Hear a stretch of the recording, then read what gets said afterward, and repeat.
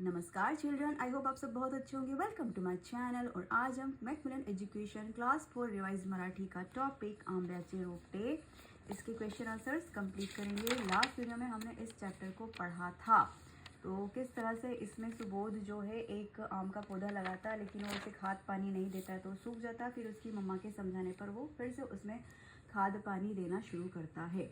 तो चलिए शुरू करते हैं इसके question answer. First question is एका वाक्यात उत्तरे लिहा, answer in one sentence. So first question is शाळेने कोणती मोहीम सुरू केली, यानी कि उसके स्कूल में कौन सा कैंपेन शुरू हुआ था।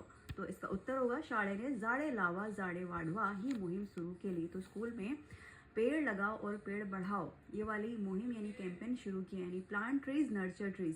सेकंड क्वेश्चन इज झाड मोठे होण्यासाठी काय केले पाहिजे, किसी पौधे को बड़ा होने के लिए क्या क्या करना चाहिए। तो उत्तर होगा झाड मोठे होण्यासाठी नियमितपणे खत पानी घातले पाहिजे। तो किसी पौधे को बड़ा होने के लिए उसे रेगुलरली पानी और खाद यानी कि जो फर्टिलाइजर है वो देना चाहिए। क्वेश्चन नंबर 3, आपण झाड़े का वाढवली पाहिजेत, हमें पेड़ पौधों की रक्षा या उनकी केयर क्यों करनी चाहिए, उनको बढ़ाने के लिए हमें उनकी केयर क्यों करनी चाहिए। तो उत्तर होगा झाडे आपल्या फुले सावली व मधुर रसाची फळे देणार म्हणून आपण झाडे वाढवली पाहिजे। तो पेड़ पौधों से हमें फूल मिलते हैं, छाँव मिलती है, शेल्टर मिलती है और मधुर मीठे फल मिलते हैं, इसलिए हमें पेड़ पौधों की रक्षा करनी चाहिए, उनकी देखभाल करनी चाहिए, उनको बढ़ाने के लिए, उनको ग्रो करने के लिए उनकी केयर करना चाहिए।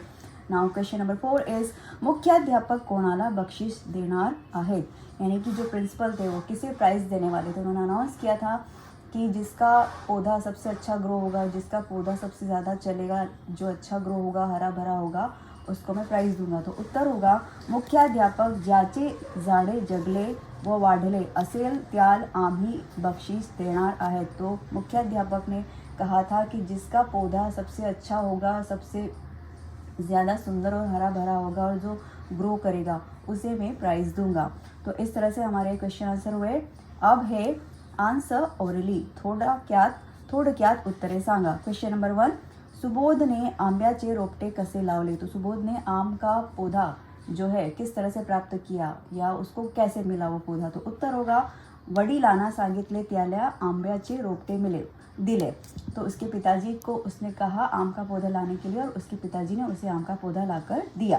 नाउ सेकंड क्वेश्चन इज झाड हिरवेगार व्हावे म्हणून आईने सुबोधला काय करायला सांगितले। तो जो पौधा है वो हरा भरा रहे या फिर से हरा भरा हो जाए, जो सुबोध का पौधा मुरझा गया था तो वो फिर से हरा भरा हो जाए, उसके लिए सुबोध की माँ ने उसे क्या करने के लिए कहा। तो उसकी माँ ने कहा खत पानी घाल व, यानी कि उसको खाद पानी दो और जब उन्हाच्या दिवसांत त्याच्यावर सावली कर, जब गर्मियों के दिन हो तो उस पर जो है तुम छाँव करो तो तुम्हारा पौधा फिर से हरा भरा हो जाएगा, ऐसा कहा सुबोध की माँ ने। नाउ क्वेश्चन नंबर 3, झाड वाढले तर सुबोधचा कोणता फायदा होईल असे आई म्हणाली। जब उसका पौधा बड़ा हो जाएगा तो सुबोध को उससे क्या क्या फायदे मिलेंगे, सुबोध को उससे क्या क्या लाभ होंगे, उसके लिए उसकी आई ने उससे क्या कहा। उत्तर होगा झाड फुले देईल, सावली व मधुर रसाची फल देईल। तो जब वो उसका पौधा बड़ा हो जाएगा तो उससे सुबोध को क्या मिलेगा, उससे सुबोध को मिलेगा ताज़े मीठे फल, छाँव और सुंदर सुंदर फूल। ऐसा कहा सुबोध की आई ने कि जब तुम्हारा पौधा ग्रो हो जाएगा, बड़ा हो जाएगा तो तुम्हें उससे सुंदर फूल, छाँव और मीठे मीठे फल मिलेंगे। इस तरह से हमारे ओरल क्वेश्चंस भी पूरे हो गए। अब है नेक्स्ट एक्सरसाइज। तो यहाँ पर ये जो कुछ शब्द हैं मराठी के, इनको आपको इंग्लिश में लिखना है और यहाँ पर जो इंग्लिश वर्ड्स हैं इन्हें आपको मराठी में लिखना है। अंग्रेजी शब्द लिहा, right English words. So first word is शीतल, जिसका मतलब होता है इंग्लिश में कूल। सांस्कृतिक, जिसे हम इंग्लिश में कहेंगे कल्चरल। रसाळ यानी कि जूसी। रोपटे यानी कि सैपलिंग। छाया यानी कि शेड। मुहिम यानी कि कैंपेन। अब ये जो है इंग्लिश वर्ड्स है, आपको इन्हें मराठी में लिखना है। First word is write Marathi words. So program के लिए आप मराठी में लिखेंगे कार्यक्रम। डंग के लिखेंगे शेण। फॉरगेट के लिए लिखेंगे विसरणे। पिट यानी कि खड्डा। फूड यानी कि अन्न। प्रोटेक्ट यानी कि संरक्षण यानी रक्षा करना। नाउ नेक्स्ट एक्सरसाइज, खालील वाक्य बदला। जसे मासे पाण्यात पोहतात, मासे पाण्यात पोहत आहेत। ओके, तो आपको अकॉर्डिंग टू दिस सेंटेंस इन सारे सेंटेंसेस को चेंज करना है। ये देखिए, मासे पाण्यात पोहतात यानी मछली पानी में तैरती है। और यहाँ पर ये जो नेक्स्ट सेंटेंस है इसका मतलब होगा मासे पाण्यात पोहत आहेत यानी कि मछलियाँ पानी में तैर रही हैं। तो ये होगा सिंपल टेंस और ये होगा कंटिन्यूस टेंस में आपको इस सेंटेंस को चेंज करना है। आइए देखते हैं पहला सेंटेंस, मुले मैदानात खेळतात यानी कि बच्चे मैदान में खेलते हैं। तो इसके लिए हम सेंटेंस किस तरह से बनाएंगे इस सेंटेंस के अकॉर्डिंग, मुले मैदानात खेळत आहेत, बच्चे मैदान में खेल रहे हैं।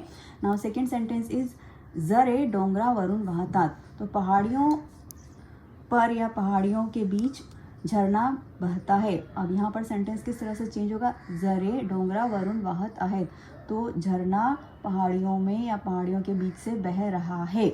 बगळे मासे पकडतात, बगुला मछली पकड़ता है। सेंटेंस चेंज करने पर क्या होगा, बगळे मासे पकडत आहेत, बगुला मछली पकड़ रहा है। नाउ फोर्थ इज मुले प्रार्थना करतात, बच्चे प्रार्थना करते हैं। तो सेंटेंस चेंज होने पर होगा मुले प्रार्थना करत आहेत, बच्चे प्रार्थना कर रहे हैं। फिफ्थ सेंटेंस इज झाडे सावली देतात, पेड़ छाया देता है। अब सेंटेंस चेंज करने पर होगा झाडे सावली देत आहेत यानी पेड़ छाया दे रहे हैं। मोर झाडावर नाचतो, तो मोर जो है पेड़ के नीचे या पेड़ के पास नाचता है। सेंटेंस चेंज करने पर होगा मोर झाडावर नाचत आहेत, मोर जो है पेड़ों के आसपास या पेड़ के नीचे नाच रहे हैं या नाच रहा है। नाउ नेक्स्ट सेंटेंस इज साप गवतात लपतात यानी सांप झाड़ियों के पीछे छुपता है। तो सेंटेंस चेंज करने पर होगा साप गवतात लपत आहेत, सांप झाड़ियों के पीछे छुप रहे हैं। अब एट्थ इज धोबी कपड़े धुतात, धोबी कपड़े धोता है। सेंटेंस चेंज करने पर होगा धोबी कपड़े धुत आहेत, धोबी कपड़े धो रहा है। नाउ नाइन्थ इज पक्षी उड़तात, पक्षी उड़ते हैं। सेंटेंस चेंज करने पर होगा पक्षी उड़त आहेत, पक्षी उड़ रहे हैं। नाउ टेंथ इज बैल शेतात नांगरतात यानी बैल से जो है खेतों में हल जोता जाता है बैल की मदद से। अब सेंटेंस चेंज करने पर होगा बैल शेत नांगरत आहेत, बैल जो है बैल की सहायता से हल जोते जा रहे हैं। कभी आज भी जो है गांव में कुछ कुछ जगहों पर बैल की सहायता से हल जोता जाता है यानी कि खेती करने में उनकी मदद दी जाती है। तो इस तरह से हमारी एक्सरसाइज पूरी हुई। अब है वाक्य तैयार करा, जैसे खोडी करणे यानी कि मी कधीच खोडी करणार नाही, जिसका मतलब है कि मैं कभी भी प्रैंक नहीं करूँगा। तो यहाँ पे जो खोडी करण है इस शब्द का यूज हुआ इस सेंटेंस में, मी कधीच खोडी करणार नाही। तो use the words in a sentence, okay. तो आपको इन वर्ड्स को यूज करके सेंटेंसेस क्रिएट करना है। सो फर्स्ट वर्ड इज दुसऱ्यांना दुखवणे यानी दूसरों को दुख पहुंचाना। तो किस तरह से सेंटेंस बनेगा, मी कधीच दुसऱ्यावर दुखणार नाही यानी मैं कभी भी दूसरों को दुख नहीं पहुंचाऊंगा, I will never hurt someone. Now second word is खोटे बोलणे यानी झूठ बोलना। तो इसका सेंटेंस किस तरह से बनेगा, मी कधीच खोटे बोलणार नाही, मैं कभी भी झूठ नहीं बोलूँगा, I will never tell lie. Now third is चोरी करणे जिसका मतलब होता है चोरी करना, मी कधीच चोरी करणार नाही, मैं कभी भी चोरी नहीं करूँगा। नाउ फोर्थ इज रस्त्यावरील उघडे पदार्थ खाना यानी स्ट्रीट फूड खाना, जो स्ट्रीट फूड होता है जो खुला हुआ खाना होता है उसे खाना। तो इसका सेंटेंस किस तरह से बनेगा, मी कधीच रस्त्यावरील उघडे पदार्थ खाणार नाही, मैं कभी भी स्ट्रीट फूड नहीं खाऊंगा, आई will never eat street food. तो इस तरह से एक्सरसाइज भी पूरी हुई और इस चैप्टर के क्वेश्चन आंसर्स भी पूरे हो गए। So thank you for watching.